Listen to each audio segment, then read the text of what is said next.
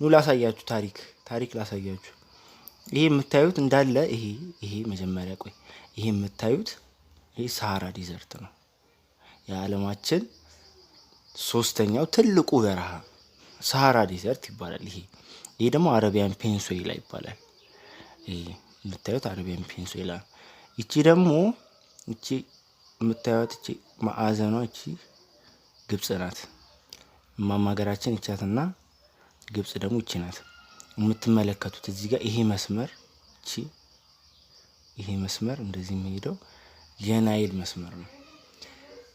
የሚገርመው ትልቁን በቃ በጣም የሚገርመኝን ነገር ላሳያችሁ። ይሄን የምታዩት መስመር ይዛችሁ እንዲህ ስትሄዱ ምንም እዚህ ጋር የተቆራረጠ ነገር አታዩም አይደለ? ልክ የኢጂፕትን ግዛት ሲገባ ውሃዎች መከፋፈል ይጀምራሉ። ተመልከቱ። ይሄ የምታዩት እነዚህ ሌኮች ናቸው። እነዚህ ሰው ሰራሽ ሐይቆች ናቸው።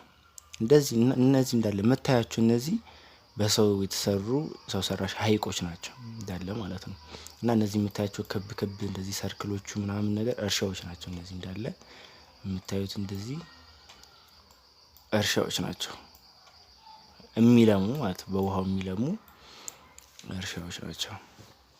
እና እነዚህ የምታያቸው ሌኮች እንዳለ እርስ በርስ የተገናኙ ናቸው። እነዚህ አያችሁ፣ ይሄ ከዚህ ጋር ይገናኛል በዚህ መስመር፣ ይሄም ከዚህ ጋር ይገናኛል፣ ይሄኛውም ከዚህ ጋር እንደዚህ ይገናኛል። እንደዚህ በቃ ከፋፍለውታል። በተቻላቸው አቅም ባህር እንዳይገባ ሪሶርሱን በደንብ ለመጠቀም ሞክረዋል። በደንብ ለመጠቀም ባህር ውስጥ ነው መጨረሻው። ያው አባይ ነገር ይታወቃል ባህር እንደሚገባና የምታዩት ይሄ እነዚህ እንዳለ የምታዩት እርሻዎች ናቸው። ይሄ አያችሁ ማሳ አረንጓዴ።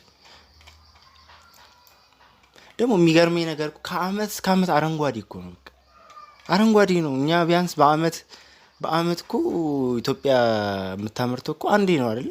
ሰብል የሚመረተው አንዴ ነው እስከማውቀው ድረስ። በአመት አንዴ ሰብል ይሰበሰባል። በቃ ይመረታል ነው የምልህ። እዚህ ይመረታል። በቃ ከአመት እስከ አመት አይነጥፍም። ኢጂፕት ሙሉ ናት። ተመልከት።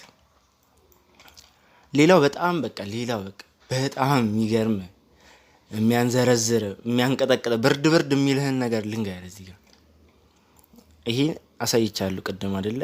ይሄንን ከሚያክል በረሃ ውስጥ እቺን የምታክል ለምለም ከየት መጣች ልትል ትችላለህ። እና ሚስጥሩ ላሳይ።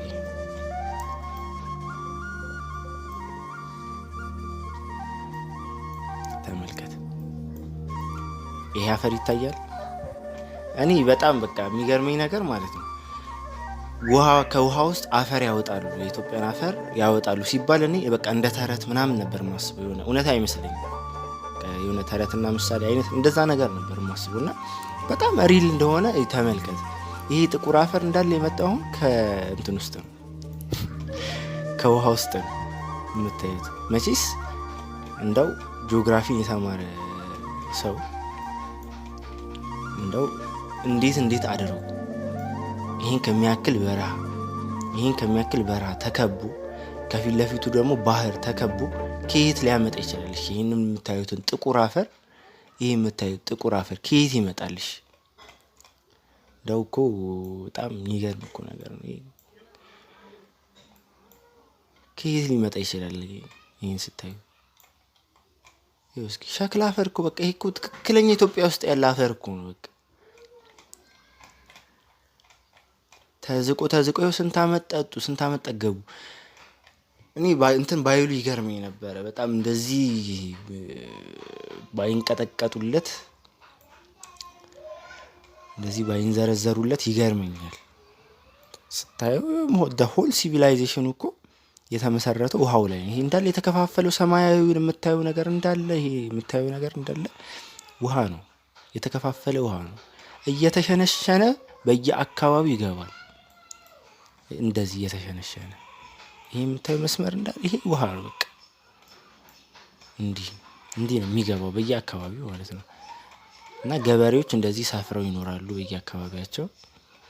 ይሄ የገበሬ የሆነ ሰፈር አካባቢ ነው እና የአካባቢ እንዲህ ሰፍረው ይኖራሉ። እንዲህ ነው የሚኖሩት።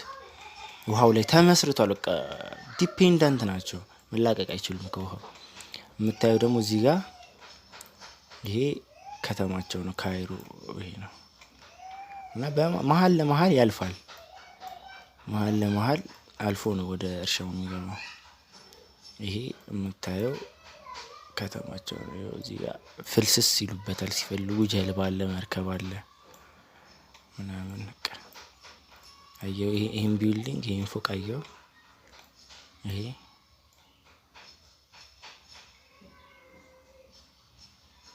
እንዲህ ነው የሚያልፈው። ይሄ ከተማው ነው። አያችሁት ምን ያክል ህልውና ከህልውና በላይ እንደሆነላቸው ትመለከታለህ አይደለ?